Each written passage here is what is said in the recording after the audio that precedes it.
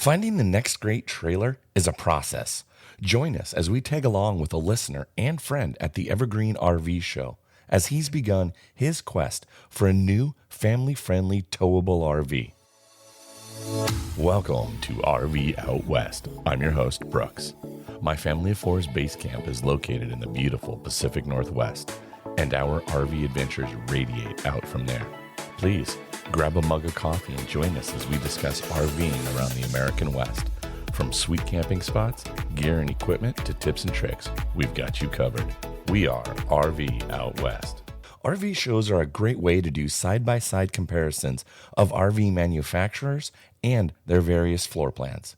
One of our listeners and a friend of mine, Kyle, is beginning his search for a little bit larger towable RV that will work for him and his family while also not forcing him to upgrade his tow vehicle. This is a slightly different episode than anything I've done before. I brought my field recorder along and recorded our conversations as we went in and out of trailers, looking at the various manufacturers and layouts. You can listen in to these conversations. Please note that I separate each model we checked out with a little sound of a bell so you can follow along. Please let me know if you like this style of content. Please comment on social media or send me a message at rvoutwest.com. Thanks again for listening, and I hope you enjoy this episode. Well, it is Sunday morning, and we are now on our way to just start an adventure to head out to go to the Evergreen RV Show out in Monroe. I am not necessarily looking at any particular trailer because I am not ready to get a new one quite yet. But we are on an adventure with some friends of ours. And unbeknownst to Kyle, he is in the market for a new trailer. So we are going to experience the Evergreen RV Show through his eyes as he starts the process of just looking and sizing up floor plans and different models to see what might be next. Because currently, you guys are in what, a 22? We're in a 19 BHS model, so 23 bumper to ball, 22 feet. Yeah. All right. And so what would be some of the things that you're on the lookout for today that you think might be a little bit better feature-wise and what you might think you would want in your next trailer? One of the big things for us is having the ability to get stuff into the trailer without going through the door. So like the rear hatch models always are interesting to us. But beyond that, our current bunk models are all only singles. So having little kids and stuff makes it really difficult to try to get in there when they're not feeling good or, just want to be tucked in. So we're looking for double bunks, the double wides. And then an actual bedroom. Our bed's out in the open. So there is nothing in terms of space, heat retention, nothing. With that, we don't have a couch. So our bed becomes the couch in the morning. So it's really awesome at 6 a.m. to have a bunch of kids and dogs climb in bed because they're awake and you're not. Yeah, that's rough. For sure, that is rough. Then why don't you kind of talked about the double over bunks and having your own bedroom. What are there any must-haves and or your nice-to-haves that you're going to be looking for to see if you can also find that perfect next trailer? In terms of kitchen stuff, I'd love to have an outdoor fridge. It's not a have-to-have, but it'd be nice to be able to load up drinks in the fridge and not have to haul the ice chest with all the water bottles and Capri Suns for the kids everywhere. You really mean daddy juice is what you're talking about. You need room for daddy juice. Well, I have my own ice chest for daddy juice. That way I can keep it close to my heart. The need-to-haves is I don't want to upgrade my tow vehicle. So I have weight requirements I got to keep under, mainly hitch, the hitch weight. I got to try to keep it at 750 or below to be able to stay within a reasonable payload that's safe for on the road. Those outdoor fridges only run on 120 volts. So when you're going down the road, right, they're not in operation. It's only when you're at a park. Talk a little bit about what would you be looking for in terms of the bedroom for your wife and yourself? Some of the models we've seen, we've really liked the ability to lift the bed up and have that storage under the bed. Depending on the time of the year, we swap cooler, bedding with warmer bedding. So it'd be nice to not have to take that in and out of the trailer every time, or have stuff that we only get into occasionally. From there, we're a digital family, so being able to plug in all our devices and have them close by to charge, have like a little charging station or power by the bed would be definitely a must-have. And then a spot to put all the jackets and long sleeve shirts and stuff, like a little closet would be nice. We've seen those on both sides of the beds, but we only need 2. We could get away with 1. All right. Well, we are just driving over the trestle here on Highway 2 heading out to Monroe. So we'll pick this back up here in a little bit once we get to the show. Oh, here we go. Is this on your list? It's not, because there's no bedroom, but we can talk about it. Do you want to go through it first and then talk about it? Well, no. So this is the Imagine Grand Design. Which one is this? The 25BH, but it's got the Murphy bed in the front. Oh, so it's got the Murphy bed, the 25BH with the Murphy bed. Yeah, that's odd.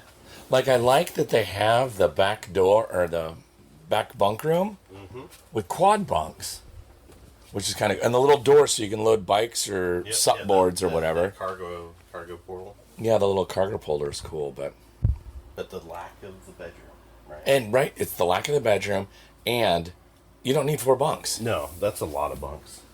Yeah, okay. But not having your own bedroom. That's the killer. Because look, even if this Murphy bed pulls down, you can't get in and out. No. You're stuck. Yeah, I'm with you. I don't. Or you have just enough to shimmy. Yeah, and then how do you get in and out? So like, yeah, that's kind of odd. Yep. Huh. All right. Well, next. It's a nice trailer. Oh, does it have the outdoor? Is this storage? Or is this a little outdoor kitchen? Kitchen. Yeah. Fridge. It's a decent look. Oh, it comes with a griddle. That's kind of cool. It's a decent sized griddle too. Yeah. Instead of the little like single burner. Yeah, I got a double burner and I don't ever use it. In fact, I'm probably next summer I'm gonna take the whole sink and that whole shelf out, and I'm just gonna put in a flat shelf so I can do like a dry bar. Nice. And which one is this again? This is the 20. The 265BH. 265BH. Yep. And then, how's the suspension been like in terms of over time wearing down on this? Right, like I already have to replace mine after 3 years on my Surveyor. You're not going to have that problem with the Grand Design product. Okay. Grand Design does a lot of DNR, development research on things, and they run these things through a 100,000-mile test every model that comes up that they build. So it's pretty cool what they do. These companies, they hold themselves above the other standard of what other companies do and build. 90% of traders are built in Elkhart, Indiana. Okay. Grand Design pays their guys the most money, is what they do. So you've had to work at one of their factories for 3 years back there before you can even apply to work at Grand Design.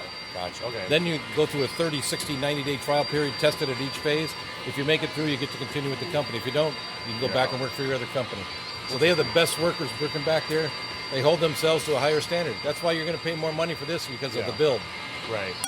Yeah, I'm excited to check out these embers. All right. Oh, check out this one, how they got the mesh net with the bunk there. That is an interesting approach. Hey, boys, is there a bunk up above? Yeah, there's 3 bunks. There's 3 bunks? Oh, look, and it's got the rear hatch. the rear hatch, so you can stow gear underneath. Hey, Parker, I'm stuck here. But you can make that your little like dry bar right there. You know, depending on how you set it up. Yeah, you could. I mean, I think they're small. That's the thing. Small being the trailer itself.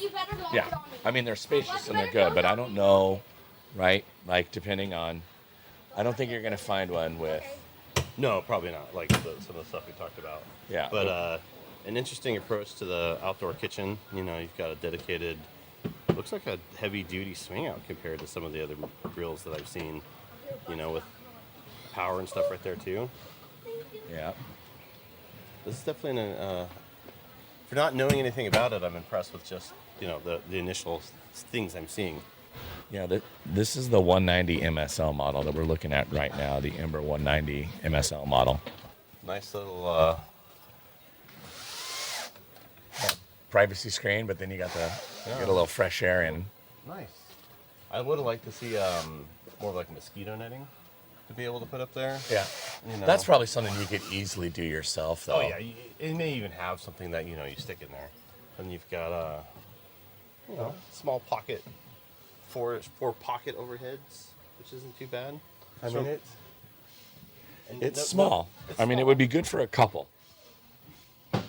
Yeah.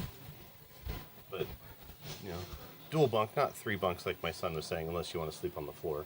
Right. No slide out, but, if you're going off-road, you don't want to slide out anyways. Yeah, or a young family. But again, I think about the Pacific Northwest days, and if you're stuck sitting in a rainy day and you're like, let's go inside, and that's not going to happen in this one. No, this has got about the same amount of space as mine with a slide out. Hello. Yeah. No dedicated table, right? Nope. So it looks like it's got a mount for a table Can I if you try want to do. something magic? All right. Well, let's. I'm gonna go take a look. I want to go find the bigger one. I want to find the biggest one. All right. Let's go take a look. All right. We're now looking at the Ember 21 MRK. This is the touring edition.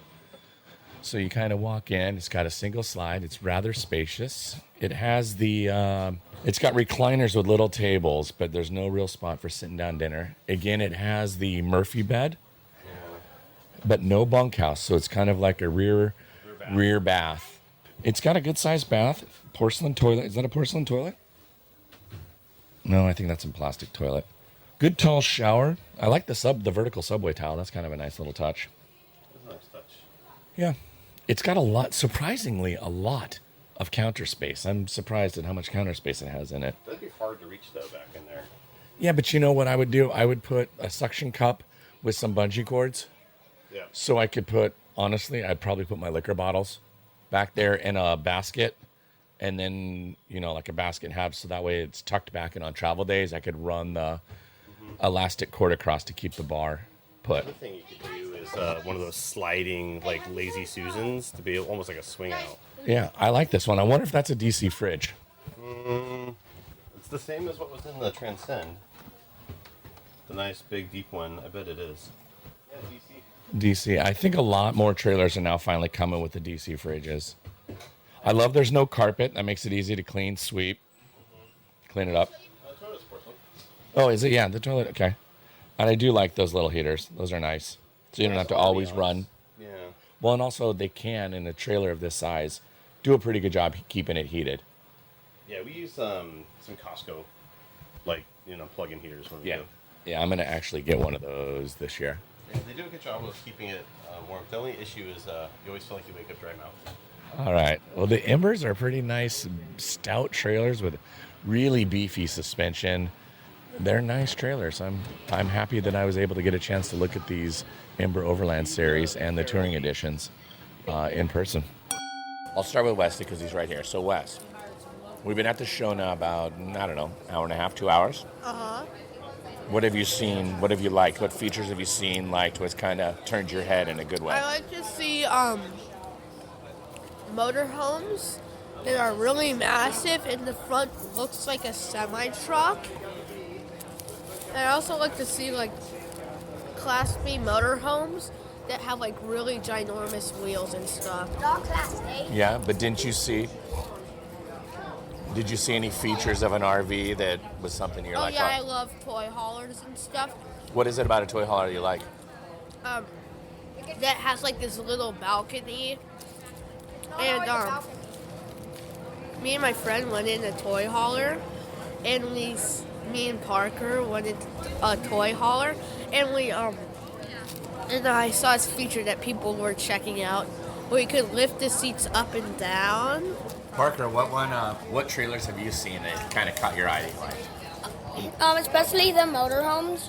I like the international semi-truck one because they always catch my eye because they're bigger and they have more room.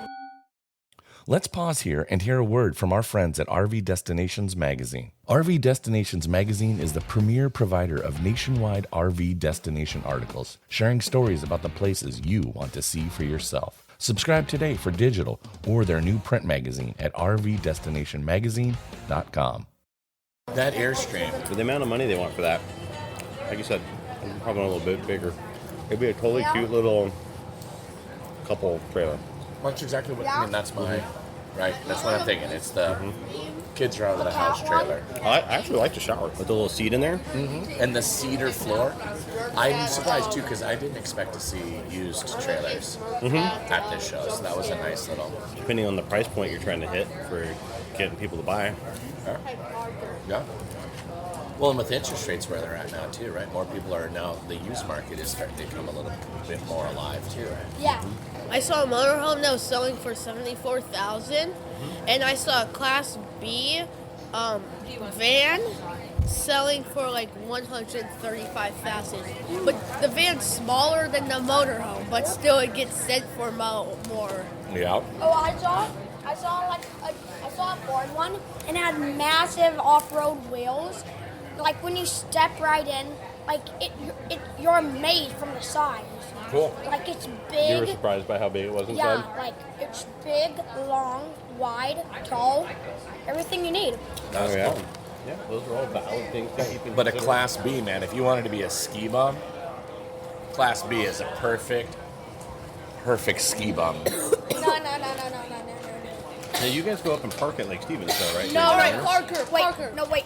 A Class A is everything you need. Class A, boom. It's too big for a parking lot getting up to Stevens Pass. It's good if you live like in a giant area, like in a field, like boom. See that? I can see that. Class A is for people who want to go full timing. Class B is for people who want to ski or go dirt biking or somewhere, and they stay in a small little parking lot. And Class C is for people who just partially go camping every now and then. Yeah, we just looked at the Sunset Trail 242 bunkhouse. This has the 12-volt fridge. It has a primary bedroom with the door that will close. There are kind of these pocket doors that meet. It has a U-shaped dinette, but no sofa to sit on. And then you have the double over double bunks, rear toilet. It's got the 3-burner range and the little oven, kind of similar like what's in our Jayco 267 BHSW. It's got the hookups, right, for like the outside TV. Is there an actual mounting spot that they recommend to put the mount on it?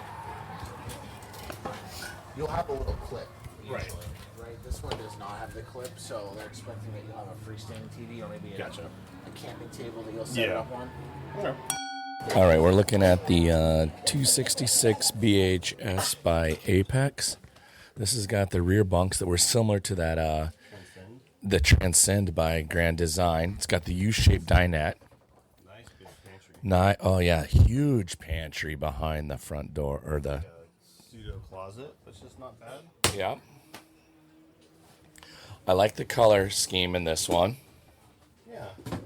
For being as dark as the black counters are nice to the tannish, I guess. And it's nice. That last one didn't have a sofa. No, it did not. I wasn't interested in that one. Yeah. And some of the storage felt kind of cheap. Nice big. Hey Parker. Yeah. Can you come sit at the table for me? I'm curious how you fit. But this one has the double doors, which you are interested in. It does have the double doors, which is nice. Yeah. Sit on the inside, please. Yep. Wes, jump in there and sit next to Parker. Let's sit next to that on the inside there. I like the counter space. Like this is what I wish the Transcend had. They did not have the pop up. This is just a nice touch. Yep. Bottle opener right there on the edge of the counter. That's a nice touch. But storage is nice and deep. I like that. I definitely like having that pantry that's hidden away. That is a nice touch. Yeah, that pantry is a nice. To maximize on space. Yeah. And this one has the oven compared to the Transcend that did not have an oven. This has both a microwave and an oven, which is I will say we do use our oven. more than you thought you would. Yeah, I do. We use our oven a fair amount, but I'm finding with that propane oven, I have a hard time keeping it lit. It'll light and then it snuffs itself out. And so I'm constantly I don't feel like I can be like, oh, the mac and cheese takes an hour. It's in the oven. I'm going to go sit by the fire and relax. I feel like I got to constantly kind of keep checking on it to babysit it. And I don't know if that's just part of ours or if that's inherent with RV ovens. I don't know. Yeah, it's got a plastic toilet, which I wish was better. I prefer a porcelain toilet. This is something. Hey Brooks. Yeah. That it's actually got like its own little dressers in here. Yeah, which is that nice. night. You can put a little kid in here. No, Wes. But Plus, they've got a seat to sit and get ready on and stuff in the morning, which I think is actually kind of Close a it nice on touch. me. The downside, though, is you can only get in here if everyone's out of bed. correct. That's the downside to That is. But you know what, too? Easily, like you could take your luggage and just, or your bag, and just slide it under, and then when you get to camp, you can whatever. Set up, but yeah. Or if you're having it at home. It's got storage, though. Nice little storage racks in there, which is nice. This is one of the nicer touches that I've seen in the Coachman's. Is that? What did I already forgot? What's the length on this one? I didn't see the length. I think it's a 26. It may be. I think it's a 26. It's got full-size closets, which are nice. Yeah. Nice deep overheads, which is really nice. And then it's actually got a nice window in the front instead of just being... I like that window too. I would be curious. The one thing I'd think about is rocks kicking up when you're on travel days. Yep. Yeah, I don't know if it'd be smarter to put like a vinyl covering or something just to be able to help. I don't know if it's an actual window. And or maybe if it's not. I mean, the only thing that would do it would be your own tow vehicle potentially. That'd be an impressive kick. Yeah. So it's probably a non-issue. Looks like a TV spot, Yep. Okay. I like this one. I like the color. It's light. It's airy. It's nice. It's got great windows. And I do like that it has the little electric fireplace. Yeah, but I like to set back a little bit on the sink so that you can actually, if you had pets. Counter space in this one would be a problem. You can get the cutting board. We have the cutting board that goes over the top of the oven or the range top, so you can get a little extra space. And obviously you can use it here too. So one person, if somebody's here chopping veggies. Yeah, it's good height. I just wish they had a different fridge. I'm not a huge fan of the Furion fridges. And with the slide in, I don't know if you'd be able to get access to your fridge. So I mean, if you're doing a longer trip and you're like, we need to provision up again. My guess is it's right there. I bet it actually sits all the way up next to here, which is why they have the other door. Is so on travel days you can go through the front door to use the access to the bathroom. You guys look so comfy in here. I know, it's pretty sweet. Yeah. Are you familiar with the Apex brand? Slightly. I was sharing with Brooks how the Coachman has like the under the bed approach, and I saw that on the Spirit, I think, or one of those. Yeah. And we really liked that. I believe it was the Spirit. Yeah. Nice. But I think the Spirit was too heavy at the time. So. Oh yeah. What are the specs on this? This one, Weight wise. I think this one is it's right on the door. I think it's around 5 or 6. Oh. God, we need good. this. You know what? Can we get one of this? Yeah, this one's 5,900 pounds. Okay. Dry. Get us trailer. Just stop, please. They make these pretty lightweight. They have like all wood in the front of the cabinets. Okay. So that's super sturdy for you, But it's a lightweight wood from like Africa. I think they call it Acacia or something. A lot of brands use that Gotcha. because it's hardwood, but it's light. up. Also, the walls are made out of Apex. Okay. Or, sorry, The Asdel. what day is it? Yeah. Asdel, yeah. So the you're familiar Asdel. with Asdel. Yeah, mine right now has Asdel. That's nice. And it's held up for my father-in-law dragging along the fence line trying to park it for me. So. Nice, yeah. That was Well, they put it on the inside and the outside Okay. of this one. that makes it nice. Then it's More brands are using it just on the outside, and this one did as well. But about 2 years ago, I think they started using it on the inside and the outside of the Gotcha. aluminum okay. frame. But I believe Yeah. this is. And there's storage under one of the things back there. yes, and you have also the Apex now comes standard with all solar, Okay. so it has 200 watts, but it's capable of having more. Gotcha. I don't wired. normally do much boondocking, so the solar's not. But it's good. It'll help keep your battery trail well, yeah, charged for sure. in the winter or As you- whatever. Well, or if you're on the road, right? Like the Exactly. DC fridge. But Exactly. One of the nicer ones, I You guys think. always come to the shows, or This is my first time. okay? My nice. second. Yeah. Congratulations.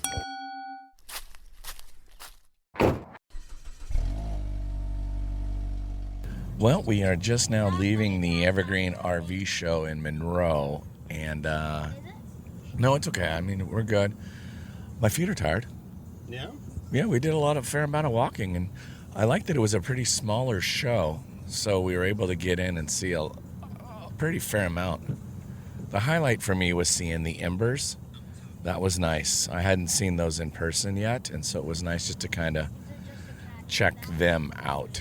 I wouldn't call them a family-friendly trailer for a family of 4, which is really what, when we set out and embarked on this mission today, it was to try to find a good family of 4 with the dog trailer. Kyle, did you have any surprises? I was impressed with the Ember and the suspension on it, compared to some of the other trailers that said they were 4x4, like off-road ready, and the Ember was. The other ones, I would say, were not. But I agree. They're not family-friendly. They're designed for a certain clientele, and, I think they'd be a lot of fun if I didn't have kids. But back to the initial mission was looking for getting ideas now and really taking in the space to look at potentially what is going to be a next trailer for you and your family. So that was kind of the mission goal today, right? Was to go and look at different floor plans and check things out. So what are your takeaways? What were some surprises from that mission? And looking at things, what we saw, what you liked, what you didn't like, kind of what were some of the takeaways? If you were to leave today, and I'm going to also, if you were to leave today with one of those trailers, which trailer would you have taken home? There's 2 trailers that would be a toss-up, or it'd be a thing that I would probably have to use my wife's input on of between the 2. Oh wait, Dad, I think I know where they're going. I think overall it would be the Apex ultralight. That's by the Coachman. It had, I think that one was the 27, maybe the 26 bunkhouse. It had a few extra things over the Transcend that I really liked. Mostly the Asdel siding, right? The solid sides. But according to the salesperson, those were also used on the inside. And they felt pretty solid in comparison of some of the other trailers we looked at. I was surprised by the bunkhouse approach that they did in that one and the Transcend. They were turned sideways instead of, front to back orientation that you normally see, with a couch in front of them. So as a family, the kids could climb in the bunk, mom and dad could sit there on the couch, and everyone could watch a movie and the kids could fall asleep without having to worry about the kids. They could just kind of roll over if they were done, and I like that approach. It also, I think, allows for more creative usage of the space, depending on storage or other things with the kids, dogs, stuff, right? Like, it was, I liked it. I like that approach over the traditional bunkhouses that I've seen. So you're going to have a fun conversation with the wife tonight.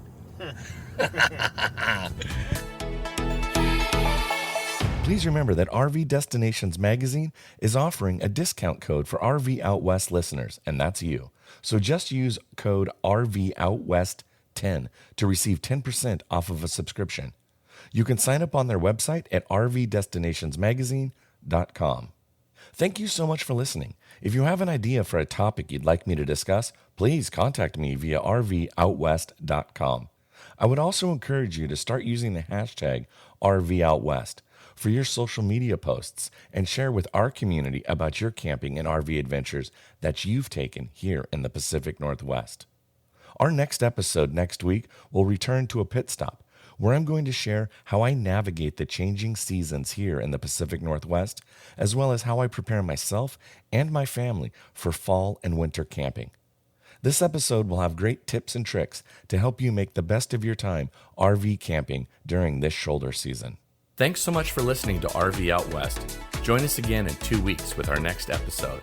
Please like and subscribe to our podcast on iTunes or wherever you choose to get your podcasts so you never miss an episode. And I sure would appreciate if you left a rating or a review of the show. Special thanks to Scott Holmes Music for providing the intro song, We Are One. RV Out West can be found on Instagram and Facebook, where you can interact with us and follow along on our RV adventures around the Pacific Northwest. So get out there, explore, and go see what's beyond the horizon.